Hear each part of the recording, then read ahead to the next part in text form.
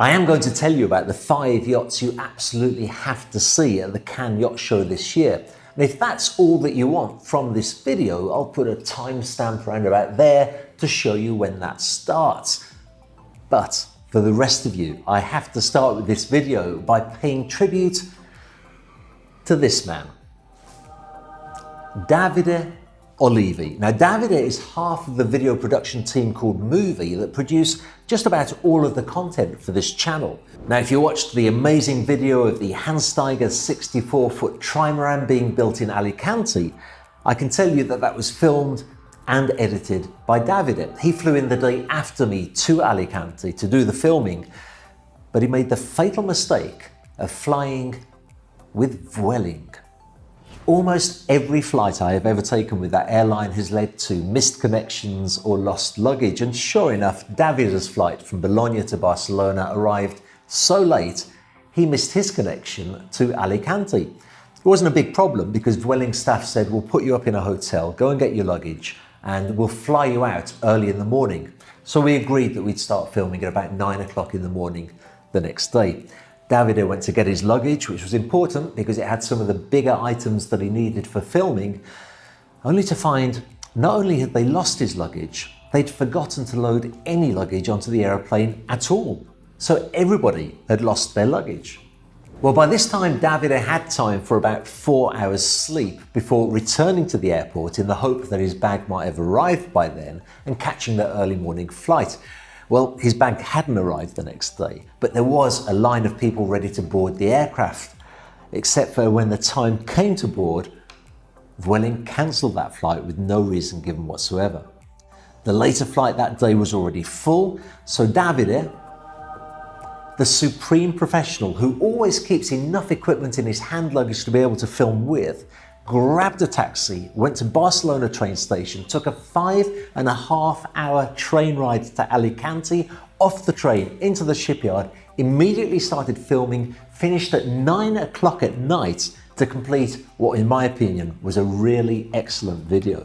And those are the links that we go to at the Yachts for Sale YouTube channel to make sure that you get great and varied content on your channel every week to be able to watch. Oh, and if you want to know whether Davide got his luggage back or not, I'll tell you at the end of this video because there's quite a twist to the story.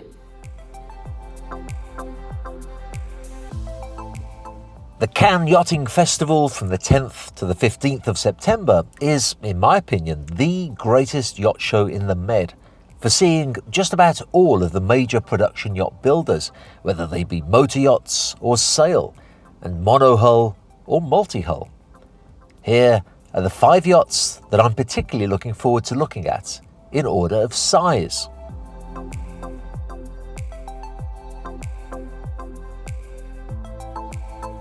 And the smallest of them all is also one that I'm especially excited about, since I've been invited to a sea trial on board. The Fairline F-Line 33 is so new that only renderings are available at the moment, but it will debut in the flesh at this year's Cannes show. Fairline know exactly what they're aiming at with this yacht. They didn't want a boat that was insanely fast or outrageously designed or built from extreme materials.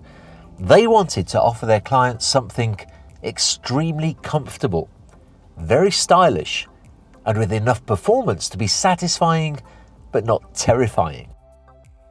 The Fairline F-Line 33 has all of those features. She's fairly beamy for her length, and that open cockpit has enough room to sit around, eat and drink, sunbathe, without getting in the way of your other guests. The styling by Italian designer Alberto Mancini is a great mixture of modern and also classic. I think this boat will still look great in 15 to 20 years' time, and the performance is still very respectable indeed if you opt for the bigger petrol-fed engine options that offer close to 50 knots, or the smaller diesel option with 33 knots.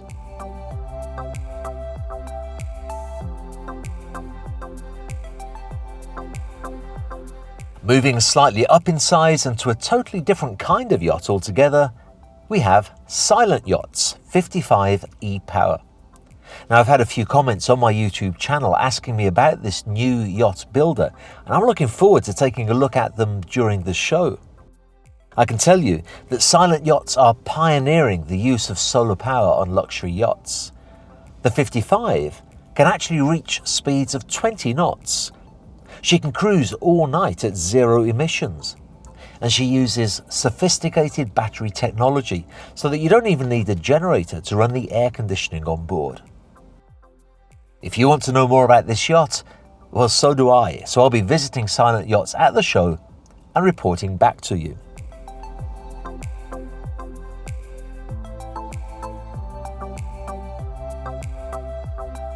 Regular viewers of my channel will know that I am completely in love with this yacht, the Valk Beach Club 660. I loved it when it was just a rendering. I loved it when it started to take shape in the shipyard. And now that it's finished and in the water, I absolutely adore it. If you've seen the vlog that I produced when this was an early design from the pen of the talented Core D rover, then you'll know that this yacht has a very unusual layout. In fact, most of the yacht seems to be this wonderful water-level beach club from where you can easily access the water and chill out with your friends. To gain space to allow this, Valk have used Volvo IPS drives installed in that large aft swim platform. It's such a clever way of doing it since you free up so much usable space inside the yacht. There is so much more I'd like to say about this yacht and so little time to do so in this vlog. You can be sure I'll be taking a good look on board and reporting back to you.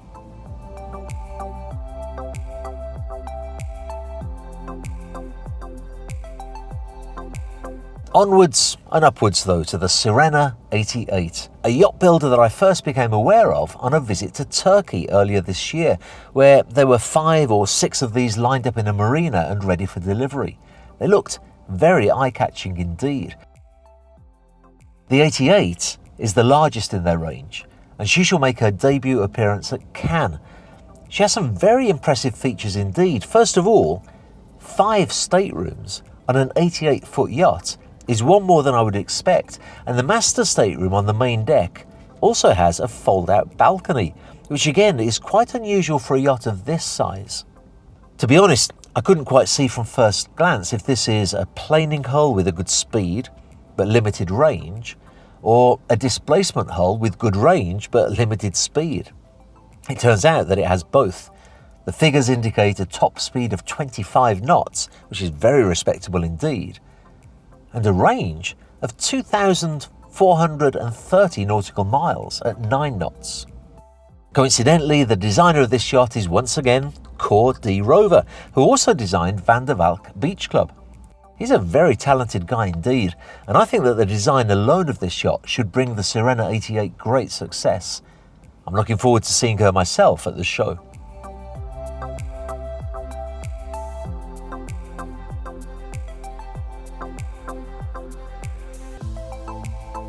The largest yacht in the selection is the Mangusta 45 Grand Sport, and this is really also at the top end of the yachts that will be available to view at the Cannes show.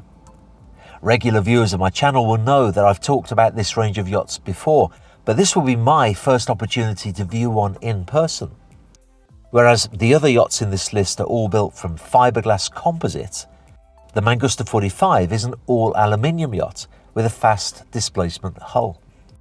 This means that the hull has been optimised for speed and in fact can deliver a 26 knot top speed, whilst achieving a range of 3,500 nautical miles at what they call an economic cruise speed. One of the truly standout features of this yacht that I'm sure will be displayed at the show is the 75 square metre beach club that opens up on 3 sides. This range of yachts is a new departure for Mangusta and one that has become very successful for them in a very short space of time. I'm looking forward to taking a look on board and seeing exactly why. Now, if you're thinking of attending the Cannes Yachting Festival this year, I just can't recommend it highly enough. One of the beauties of the Cannes show is that there are plenty of hotels within walking distance of the show itself, as well as lots of great restaurants to enjoy in the evenings. I should add though that it is a show for those that are interested in production yachts, so sailing yachts like Jeanneau Beneteau, Sunreef, production motor yachts like Azimut, Sunseeker, Ferretti, along with a host of other brands that you may have never heard of, but are well worth investigating. All of the new production yachts in the show are kept in the old port of Cannes. Now that's where the famous film festival takes place. In the other port, which is called Port Pierre Canteau, there's what's called a brokerage show. So that's used yachts that are available for sale, and there's shuttle services to take you from one port to the other. The brokerage show actually is getting bigger and more successful every year. I think that this year we have at Northrop & Johnson something like 6 yachts on display there. And if you're at the show, you'll probably see me on one of the fast tender services for the exhibitors, shuttled between one port and the other. Going full circle back to the story of Hans Steiger, I can tell you that the founder of Hans Steiger, John Ordovas, plans to be at least one day at the Cannes Yacht Show. So if you watch that video and you have a serious interest in that yacht, do let me know and I'll do the best I can to work his schedule and your schedule together so you have a few moments to be able to have a chat with him. 2 more exciting news items from this vlog. Davide Olivi was reunited with his luggage. It was there at Bologna Airport where they'd left it all along. The unique yacht posters on the Yachts for Sale Teespring channel will be withdrawn from sale next week and replaced with another exciting product line. Next week I'll be looking at some other exciting yachts that I plan to visit during the Monaco Yacht Show, which takes place hot on the heels of the Cannes show. So make sure that you don't miss out on any of that great content by subscribing to my channel.